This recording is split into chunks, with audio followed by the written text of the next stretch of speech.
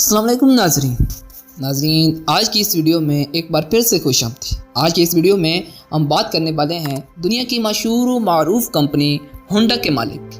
आज के इस दौर में अगर बात की जाए मोटरसाइकिल की या मोटर बाइक की, हर कोई यही कहता है कि मैं तो होंडा ही लूँगा। नाजरीन, आज की इस वीडियो की कहानी शुरू होती है एक छोटे से बच्चे से जिसका नाम है संजेरो होंडा। किसी को क्या पता था कि ये छोटा सा बच्चा फ्यूचर में मल्टीनेशनल कंपनी होंडा कंपनी का मालिक होगा। आज की इस वीडियो में हम जानेंगे कि इस छोटे से बच्चे ने ये मकाम कैसे हासिल किया और किन किन मुश्किलात का सामना किया। ये सब कुछ जानने के लिए वीडियो को लाजमी एंड तक देखें। बात शुरू होती है 1914 ईस्वी में, जब एक 8 साल का बच्चा जापान के एक गांव में खेल रहा था।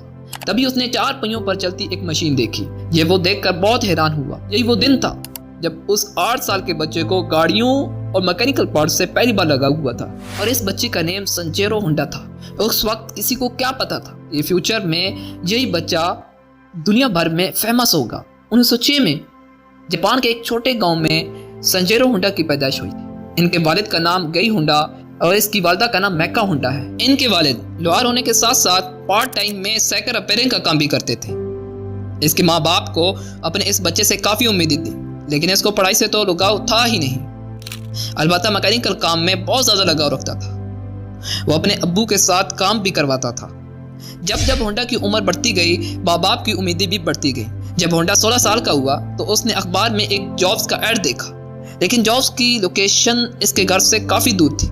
8 शोकाई नामी टोक्यो की इस ऑटोमोबाइल सर्विस स्टेशन पे टेक्नीशियंस चाहिए थे, और खुशकिस्मती से संजेरो होंडा की सिलेक्शन उधर हो गई। नाजरीन, हर मिडिल तबके नौजवान की ख्वाहिश होती है कि वो अपने पेरेंट्स के लिए कुछ अच्छा करे, और वो जॉब तलाश करता है ताकि माँ बाप की कुछ माली हेल्प हो सके। तो होंडा भी अपने पेरेंट्स की अधूरी ख्वाहिशें लेकर घर से निकल पड़ा। उस वक्त बहुत दुख होता है जब जॉब अपने स्टैंडर्ड वाली ना हो और करनी पड़े। उस वक्त दिल टूट सा जाता है, और होंडा के साथ भी कुछ ऐसा ही हुआ। कंपनी के मालिक ने होंडा से सफाई सुथराई के काम करवाना शुरू कर दिए। शायद कंपनी के मालिक को यही लगा कि इस छोटे से बच्चे से और कोई काम नहीं लिया जा सकता, लेकिन उसको क्या पता था कि फ्यूचर में यही छोटा बच्चा कितना नेम कमाने वाला है। संजेरो होंडा बेचारा अब क्या करता। एक तरफ वो अपने घर वालों के ख्वाब पूरे करने के लिए घर से निकल आया था, और दूसरी तरफ उससे वो काम भी नहीं लिया जा रहा था जो एड्स में लिखा था। उसको वापस अपने गांव में जाने में शर्म आ रही थी, क्योंकि वो अपने पेरेंट्स को फेस करने की हिम्मत नहीं कर पा रहा था। इसी वजह से वो इस जॉब पर डटा रहा और कई माह तक घर ही नहीं गया। एक वक्त ऐसा आया कि वर्कशॉप में गाड़ियों के काम में काफ़ी डिमांड बढ़ गई, और काम की डिमांड का बढ़ना संजेरो होंडा के लिए बहुत अच्छा साबित हुआ। कुछ ही महीनों के बाद 8 शोकाई के मालिक ने संजेरो होंडा से वर्कशॉप के काम भी लेना शुरू कर दिए।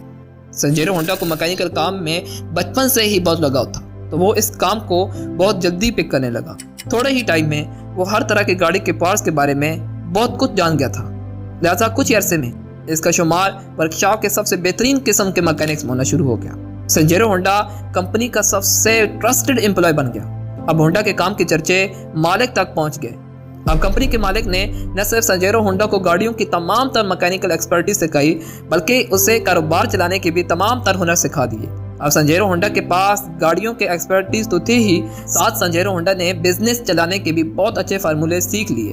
उस जमाने में पब्लिक स्पोर्ट्स कार की भी बहुत ज़्यादा डिमांड थी। संजेरो होंडा को भी स्पोर्ट्स कार में बहुत दिलचस्पी थी, लेकिन अफोर्ड नहीं कर सकता था। संजेरो होंडा ने अपनी ही वर्कशॉप में पुराने इंजन को यूज करके स्पोर्ट्स कार बना डाली, जिसने रेस में हिस्सा लिया। जापानीज मोटर कार चैंपियनशिप में 1924 में पहली पोजीशन भी हासिल की। संजेरो होंडा अभी तक बहुत अच्छा मैकेनिक तस्वर किया जाता रहा, लेकिन रेस में वो ड्राइवर के साथ एज ए इंजीनियर बैठा। कई साल तक संजेरो होंडा शिकाई कंपनी में जॉब करता रहा, और साथ साथ संजेरो होंडा का एक्सपीरियंस भी बढ़ता रहा। 1928 ईस्वी में शंघाई कंपनी के मालिक ने एक और ब्रांच खोलने का फैसला किया, तो उसे एक एक्सपीरियंस शुदा और इंटेलिजेंस एम्प्लॉय की जरूरत थी ताकि वो उस ब्रांच को चला सके। तो संजेरो होंडा को मालिक ने दूसरी ब्रांच का इंचार्ज बना दिया। उस वक्त संजेरो होंडा की उम्र 17 साल थी। पहले तो कस्टमर आते ही नहीं थे, लेकिन 2 साल के अंदर होंडा वर्कशॉप का काम इतना बढ़ गया कि वर्कशॉप में 30 और एम्प्लॉयज रखने पड़े। संजेरो होंडा ने एक और रेसिंग गाड़ी भी बनाई। ये गाड़ी 120 पर आवर की स्पीड से रेसिंग करती थी, और ये अगले 20 साल तक जापानीज का हाईएस्ट रिकॉर्ड बना रहा। 8 शोकाई के मालिक के दिल में संजेरो होंडा की कदर कीमत और बढ़ गई। 1936 में संजेरो होंडा के साथ एक हौलनाक हादसा हो गया। इस एक्सीडेंट में इसकी जान तो बच गई, लेकिन इसका लेफ्ट बाजू फ्रैक्चर हो गया। कुछ अरसे के बाद जब दोबारा ठीक हुआ, आर्ट शिकाई के मालिक से रिक्वेस्ट की कि वो अब रिपेयरिंग का काम नहीं कर सकता, और साथ ही ये आइडिया पेश किया कि क्यों न वो अब स्पेयर पार्ट बनाने के लिए एक अलग कंपनी शुरू करे।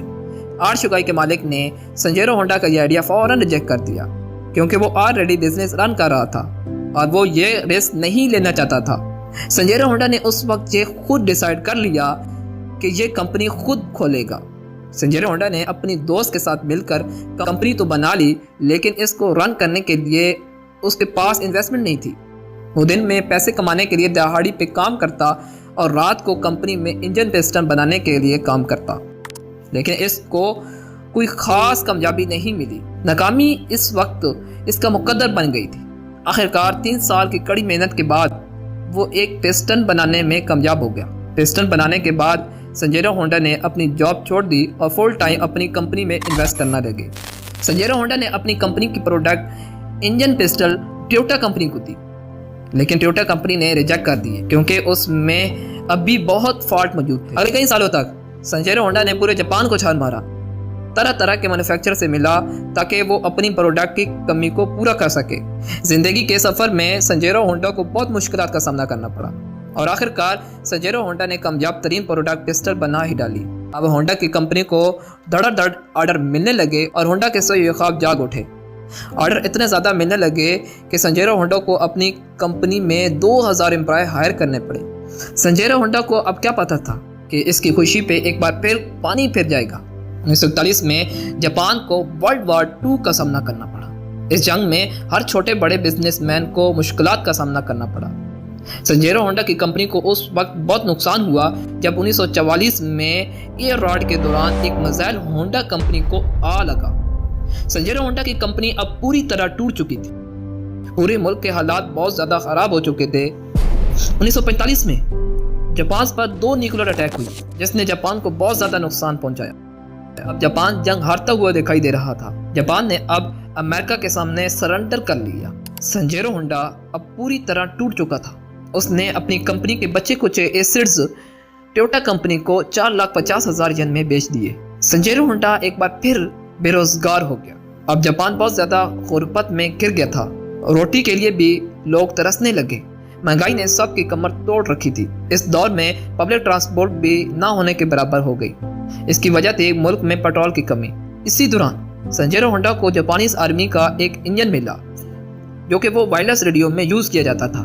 नाजरीन, हस्बी रवायत संजेरो होंडा ने इस पर रिसर्च शुरू की। बहुत सोचने के बाद संजेरो होंडा ने इस इंजन को साइकिल पर लगाने का फैसला किया। इस इंजन को जब साइकिल पर लगाया गया तो बहुत सस्ती और नया मोटर बाइक बन गई। पब्लिक को बहुत पसंद आई क्योंकि पब्लिक पहले ही गुर्बत में जिंदगी बसर कर रही थी। लोगों ने ऑर्डर देना शुरू कर दिए। संजेरो होंडा ने कुछ यूज शुदा इंजन इकट्ठे कर तो लिए, लेकिन पब्लिक की डिमांड बहुत ज़्यादा थी। संजेरो होंडा के पास इतना पैसा नहीं था कि वो अपनी मैन्युफैक्चरिंग करता, तो उसने 18,000 दुकानदारों को लेटर लिखा जिसमें 3,000 ने पॉजिटिव रिप्लाई दिया और एडवांस पेमेंट भी दे दी। संजेरो होंडा ने अब काम शुरू किया और अपना इंजन ही मैन्युफैक्चर कर लिया। अगले 3 सालों में संजेरो होंडा ने एक मोटर बाइक बनाई जो लोगों की डिमांड के ऐन मुताबिक थी। इस मॉडल का नेम स्पोर्ट कप रखा गया।